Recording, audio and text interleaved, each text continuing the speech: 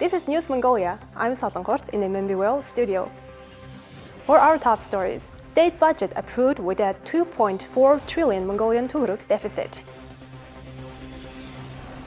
Mongolia's largest companies pledged to plant over 600 million trees. COVID-19, 491 confirmed cases, 10 additional deaths reported. For other news, stay tuned.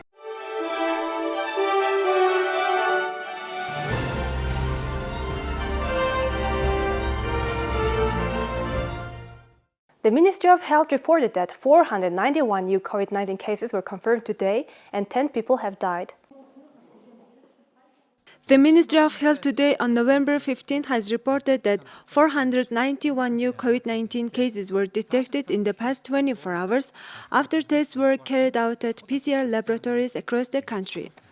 Unfortunately, 10 patients, 6 women and 4 men, all with underlying health conditions, died of COVID-19 complications. All new cases are of domestic transmission, 352 out of which were confirmed in Ulaanbaatar, and the remaining 139 were confirmed in the provinces. 10,083 COVID-19 patients are being treated at hospitals nationwide. Additionally, 23,145 patients are being treated at home. Among the 10,083 COVID-19 patients being treated at hospitals nationwide, 4,231 are showing mild symptoms of illness and 226 are in critical condition. Currently in Mongolia, over 2.25 million people have received their first COVID-19 vaccine dose nationwide, and over 2.14 million have received the second dose of vaccine. Parliament convened on Friday and approved the 2022 state budget with a deficit of 2.4 trillion Mongolian turuks. However, it estimates that the country's economy will grow by 5% in the upcoming year.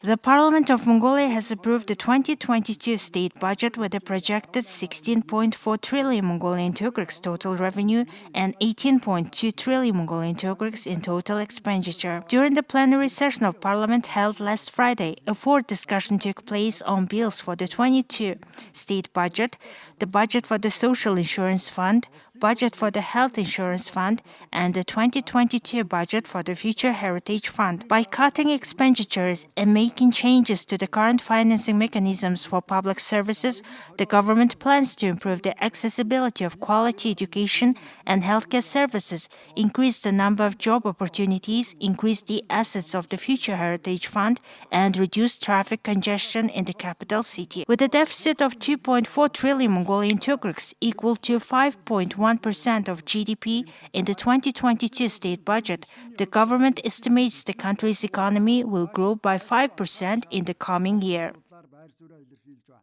The President of Mongolia has launched a campaign to plant 1 billion trees. In November, 21 major Mongolian companies pledged to support the initiative and plant over 600 million trees. On November 12th, more than 21 major companies signed on to join the nationwide 1 billion trees campaign.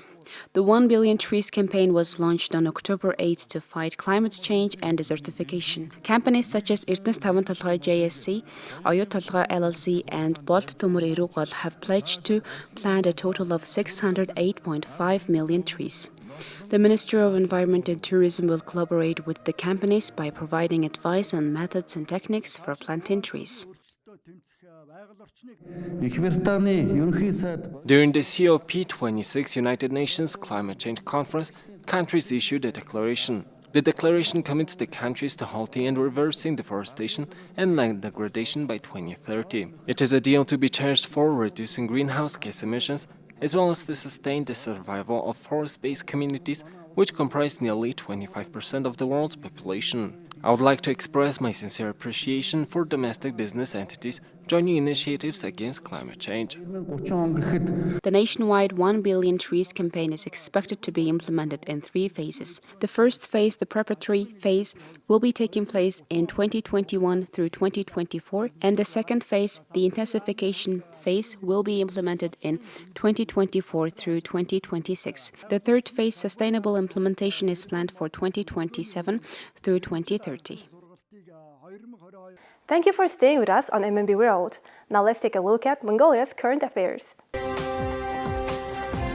His Excellency Tawasra, Ambassador-designate of Mongolia to Australia, presented a copy of his credential to the Chief of Protocol of the Department of Foreign Affairs and Trade of Australia, Ian McConville, on November 12. During the meeting, Ambassador-designate Tawasra underlined that Australia is an important partner to Mongolia in the Indo-Pacific region and expressed his willingness to further strengthen and develop the bilateral ties. Chief of Protocol McConville expressed his gratitude for receiving the credentials and briefed the ambassador-designate on procedures for presenting credentials to the Governor-General of Australia. Ambassador Arunbold met with Madam Kathleen Donohoe, Acting Assistant Deputy Minister for Agriculture and Agri-Food Canada, on November 10th.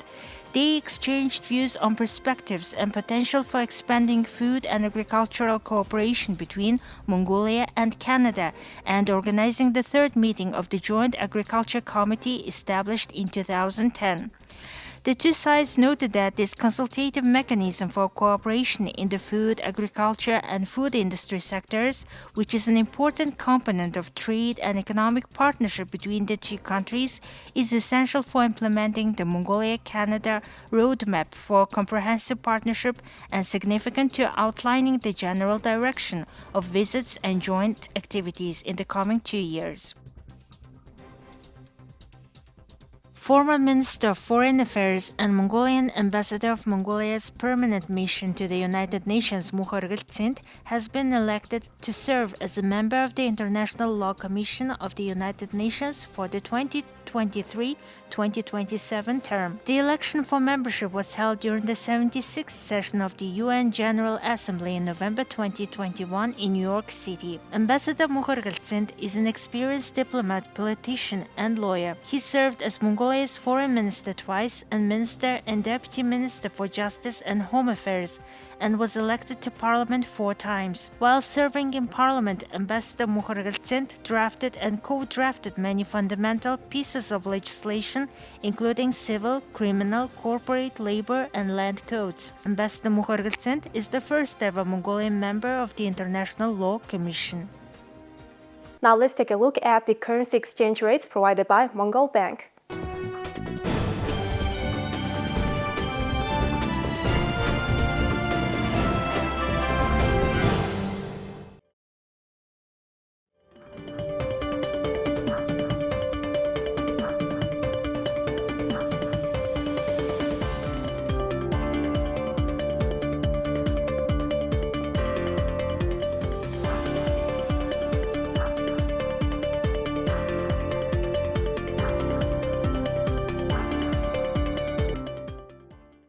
The World Sambo Championships were held in the capital of Uzbekistan, the city of Tashkent, from 12 to 14 November. Athletes from 50 countries took part in the tournament. Mongolia finished the tournament in 10th place with 1 silver and 3 bronze medals. The World Sambo Championships for adults ended yesterday on November 14th in Tashkent, Uzbekistan. The Mongolian national team's men and women Sambo wrestlers competed in 7 weight classes, and our combat Sambo wrestlers won 1 silver and 3 bronze medals in a total of 21 weight classes. Specifically, Batsur, the champion of Mongolia in the men's 98 kg weight category, won a bronze medal. Batste won a bronze medal in the women's 72 kg weight category.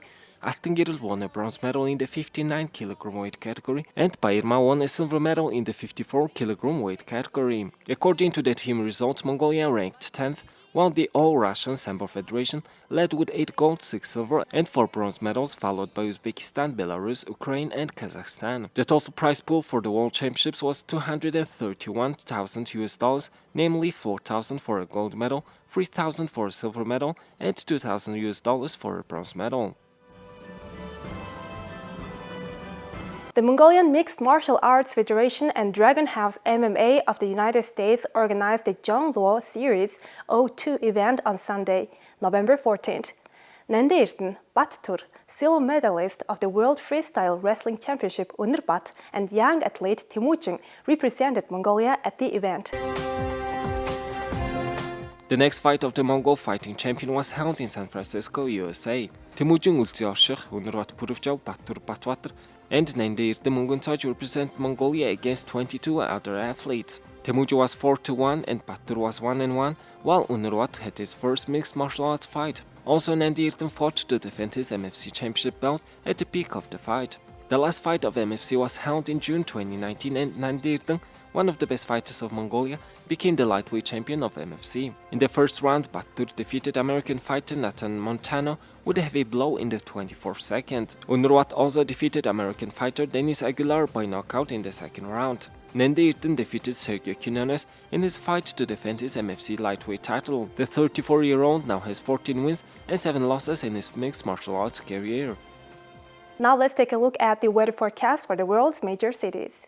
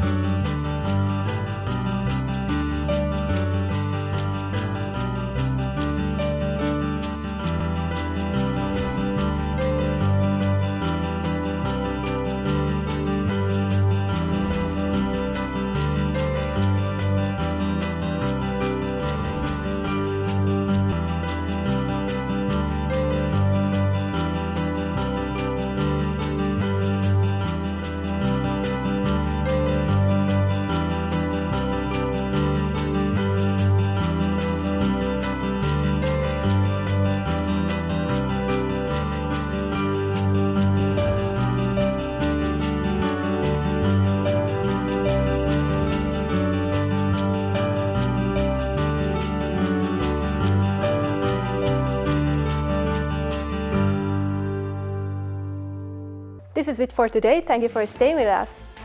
We'll see you tomorrow with more news and updates. Have a nice evening. Goodbye.